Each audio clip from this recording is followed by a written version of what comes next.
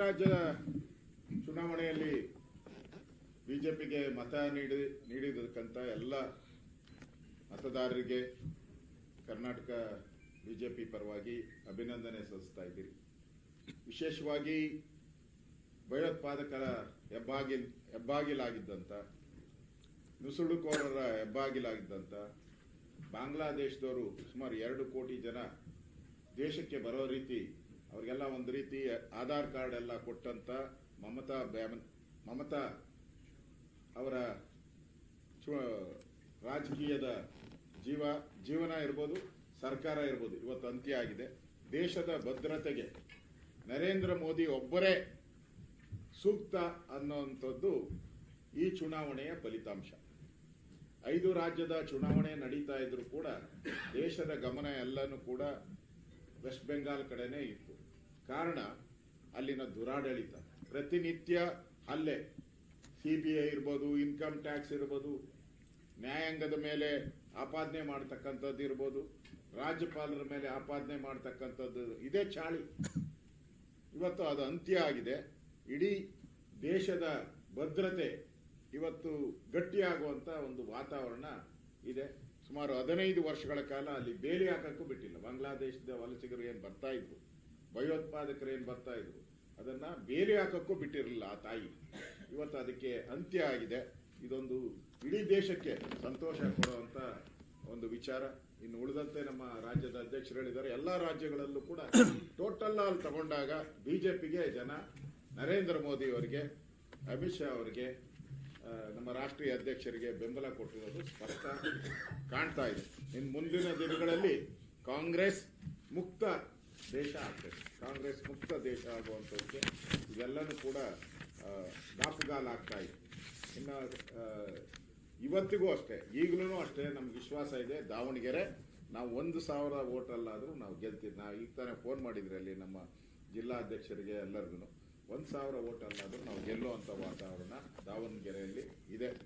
ಅದರಿಂದ ತಮಗೂ ಗೊತ್ತಿದೆ, ಯಾವುದೇ ಬೈ ಎಲೆಕ್ಷನ್ ನಡೆದಾಗ ಕರ್ನಾಟಕದಲ್ಲಿ ನಾವು ನಮ್ಮ ಸರ್ಕಾರ ಇದ್ದಾಗ 16 ಬೈ ಎಲೆಕ್ಷನ್ ನಡೆದು 15 ನಾವು ಗೆದ್ದಿದ್ವಿ. ಇದು ಸಿಂಪತಿ ಮೇಲೆ ನಡೆಯುವಂಥ ಚುನಾವಣೆ. ಅಲ್ಲಿ ಕಾಂಗ್ರೆಸ್ಸಿನ MLAಗಳು ತೀರೋಗಿದ್ರು, ಅವರ ಸಿಂಪತಿ ಮೇಲೆ ನಡೆಯುವಂಥ ಚುನಾವಣೆ. ಆದರೂ ಕೂಡ ದಾವಣಗೆರೆಯಲ್ಲಿ ಒಳ್ಳೆಯ ಫೈಟನ್ನು ನಾವು ಕೊಟ್ಟಿದ್ದೀವಿ. ದಾವಣಗೆರೆಯಲ್ಲಂತೂ ಒಳ್ಳೆ ಫೈಟ್ ಕೊಟ್ಟಿದ್ದೀವಿ. ಇನ್ನೂ 40,000 ವೋಟ್ ಕೌಂಟ್ ಇದೆ. ಇನ್ನೂ 40,000 ವೋಟ್ ಕೌಂಟ್ ಮಾಡ್ತಾ ಇದ್ದಾರೆ. ಸೊ ನಮಗೆ ಈಗಿರೋಂಥ 5-6 ಸಾವಿರ ಲೀಡ್ ಆರಾಮ್ಸೆ ನಾವು ದಾಟಿ ಆಚೆ ಬರ್ಬೋದು ಅನ್ನೋ ವಿಶ್ವಾಸ ನಮಗಿದೆ. ನಮ್ಗೆ ಬರ್ತಾ ಇರುವಂಥ ಫೋನ್ ಅಲ್ಲಿಂದ ನಾವು ಗೆಲ್ತೀರಿ ಅಂತ ವಿಶ್ವಾಸದಲ್ಲಿ ನಮ್ಮ ಕಾರ್ಯಕರ್ತರೆಲ್ಲ ಹೇಳ್ತಾ ಇದ್ದಾರೆ. ಅದರಿಂದ ಕರ್ನಾಟಕದಲ್ಲೂ ಕೂಡ ನಾವೆಲ್ಲ ಒಟ್ಟಾಗಿ ಒಗ್ಗಟ್ಟಾಗಿ ಯಾವುದೇ ಒಂದು ಸಣ್ಣ ಸಮಸ್ಯೆನೂ ಇಲ್ಲದೆ ನಾವು ಹೋರಾಟವನ್ನು ಮಾಡಿದ್ದೀವಿ. ನಮ್ಮ ಒಂದು ದಾವಣಗೆರೆಯಲ್ಲಿ ಒಬ್ಬ ಬ್ಯಾಕ್ವರ್ಡ್ ಒಬ್ಬ ಕಾರ್ಯಕರ್ತರಿಗೆ ಟಿಕೆಟ್ ಕೊಟ್ಟು ನಾವು ಚುನಾವಣೆಯನ್ನ ಸ್ಪರ್ಧೆ ಮಾಡಿದ್ರಿ. ಅದರಿಂದ ಇವತ್ತು ಇಷ್ಟೊಂದು ವೋಟ್ ನಮ್ಗೆ ಬಂದಿದೆಯಲ್ಲ.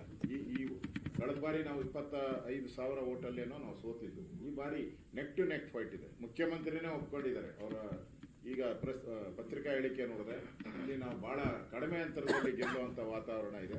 ಇಲ್ಲ, ನಮಗೆ ನಾವು ಬಿಜೆಪಿ ಗೆಲ್ಲುವಂತ ವಾತಾವರಣ ಇವತ್ತಿಗೂ ಈಗಲೂ ಕಾಣ್ತಾ ಇದೆ. 40,000 ವೋಟಿಂಗ್ ಕೌಂಟ್ ಆದ್ಮೇಲೆ ನಮ್ಗೆ ಅಲ್ಲೂ ಕೂಡ ಗೆಲುವಾಗ್ತೈತೆ ಅನ್ನೋ ವಿಶ್ವಾಸ ನಮಗಿದೆ.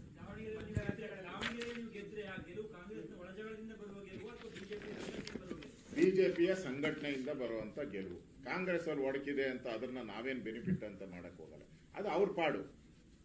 ಅವ್ರು ಕಿತ್ತಾಡ್ಕೊಂಡು ಮುಖ್ಯಮಂತ್ರಿ ಕುರ್ಚಿ ಕಿತ್ತಾಡ್ಕೊಂಡು ಮುಸ್ಲಿಮರಿಗೆ ಅನ್ಯಾಯ ಆಗಿದೆ, ಮುಸ್ಲಿಮರಿಗೆ ದ್ರೋಹ ಬಗ್ದಿದ್ದಾರೆ ಅಂತ ಮುಸಲ್ಮಾನರು ಬಹಳ ಹಿಂದೆನೆ ತಿಳ್ಕೊಬೇಕಾಯ್ತು ನಮ್ಗೆ ದ್ರೋಹ ಆಗ್ತಾ ಇದೆ ಅಂತ. ಈಗಾದ್ರೂ ಅಟ್ಲೀಸ್ಟ್ ಮುಸಲ್ಮಾನ ಬಾಂಧವರು ತಿಳ್ಕೊಂಡಿದಾರಲ್ಲ, ನಮ್ಗೆ ದ್ರೋಹ ಬೆನ್ನಿಗೆ ಚೂರಿ ಹಾಕಿದ್ರು ಕಾಂಗ್ರೆಸ್ ಅವರು ಅಂತ. ಅದು ತಿಳ್ಕೊಂಡ್ರೆ ಇಡೀ ದೇಶಕ್ಕೂ ಒಂದು ಒಳ್ಳೆ ಮೆಸೇಜ್ ಹೋಗ್ತೈತೆ. ಅದರಿಂದ ಇದು ಗೆಲುವು ಬಿಜೆಪಿಯ ಗೆಲುವು. ಯಾಕಂದ್ರೆ ನಾವು ಕ್ಯಾಂಡಿಡೇಟ್ ಹಾಕ್ಬೇಕಾದ್ರೆ ನಾವೆಲ್ಲ ಯೋಚನೆ ಮಾಡಿ ಒಬ್ಬ ಬ್ಯಾಕ್ವರ್ಡ್ ಕ್ಲಾಸ್ಗೆ ಕೊಡಬೇಕು ಅನ್ನೋ ತೀರ್ಮಾನವನ್ನ ಮಾಡಿ ಕಾರ್ಯಕರ್ತರಿಗೆ ಕೊಡಬೇಕು ತೀರ್ಮಾನ ಮಾಡೋದ್ರಲ್ಲ, ಅದರ ಪ್ರತಿಫಲ ಇಷ್ಟೊಂದು ಫೈಟ್ ಆಗ್ತಾ ಇರೋದು.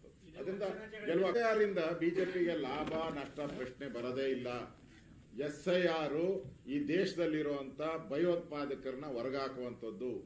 SIR ದೇಶ ವಿರೋಧಿ ಚಟುವಟಿಕೆ ಮಾಡೋರನ್ನ ಹೊರಗಡೆ ಹಾಕಬೇಕು. ಮತ್ತೆ ಬೇರೆ ಬೇರೆ ಬಾಂಗ್ಲಾದೇಶ, ಪಾಕಿಸ್ತಾನ, ಯಾವ್ಯಾವ ದೇಶದಲ್ಲ ಬಂದು ಇಲ್ಲಿ ಆರಾಮ್ಸೆ ರೇಷನ್ ಕಾರ್ಡ್ ಮಾಡ್ಕೊಂಡು ಕಾಂಗ್ರೆಸ್ಸಿನ ಕೃಪಾಪೋಷಿತ ಇದರಿಂದ ನಾಟಕದಿಂದ ಇದಾರಲ್ಲ, ಅವರೆಲ್ಲ ತೊಲಗೋಗ್ಬೇಕು. ಆಗ ಉದ್ಯೋಗನೂ ಸೃಷ್ಟಿ ಆಗ್ತದೆ, ದೇಶದ ಭದ್ರತೆನೂ ಸೃಷ್ಟಿ ಆಗ್ತದೆ. ರಿಯಲ್ ವೋಟರ್ಸ್ ಇದ್ರೆ ಅವರೆಲ್ಲರೂ ದೇಶದ ಭದ್ರತೆಗೆ ವೋಟ್ ಹಾಕ್ತಾರೆ. ಅಕ್ರಮ ಮತದಾರರು ಇದ್ರೆ ಅವರೆಲ್ಲರೂ ದೇಶದ್ರೋಹಿ ಸಂಘಟನೆಗಳು ಯಾವಿದೆ ಅವ್ರಿಗೆ ಬೆಂಬಲ ಮಾಡುವಂತವ್ರಿಗೆ ವೋಟ್ ಹಾಕ್ತಾರೆ. ಅಷ್ಟೇ ಇದು ವ್ಯತ್ಯಾಸ. SIR ಮೀನ್ಸ್ ಸರಿ ಅಂತ, ಎಸ್ ಅಂದ್ರೆ ಸರಿ ಅಂತ, ಸರಿಯಾಗಿ ನಡೆದಿದೆ. ಅದೇ ನಡೀಲಿ ಮುಂದೆನೂ ಕೂಡ.